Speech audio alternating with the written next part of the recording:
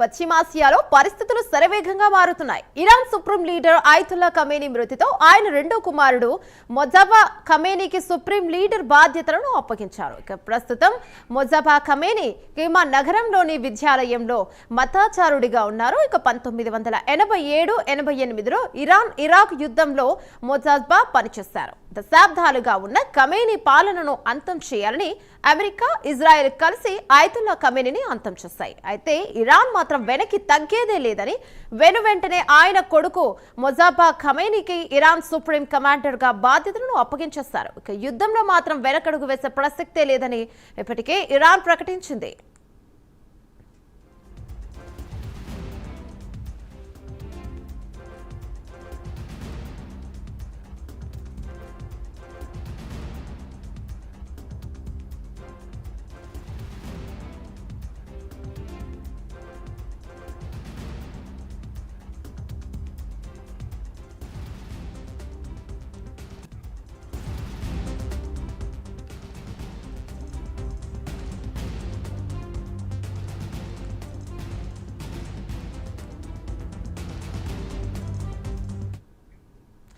పశ్చిమాసియాలో పరిస్థితులు శరవేగంగా మారుతున్నాయి. Iran supreme leader Ayatollah Khamenei మృతితో ఆయన రెండో కుమారుడు మొజాబా ఖమేనీని సుప్రీం లీడర్ బాధ్యతలను అప్పగించారు. ప్రస్తుతం మొజాబా ఖమేనీ కీమా నగరంలోని విద్యాలయంలో మతాచారుడిగా ఉన్నారు. 1987-88లో ఇరాన్ ఇరాక్ యుద్ధంలో మొజాబా పనిచేశారు.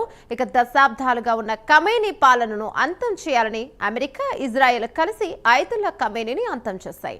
అయితే ఇరాన్ మాత్రం వెనక్కి తగ్గేది లేదని వెనువెంటనే ఆయన కొడుకు మొజాబా ఖమేనీకి ఇరాన్ సుప్రీం కమాండర్ గా బాధ్యతలను అప్పగించేశారు. యుద్ధంలో మాత్రం వెనకడుగు వేసే ప్రసక్తే లేదని ఇప్పటికే ఇరాన్ ప్రకటించింది.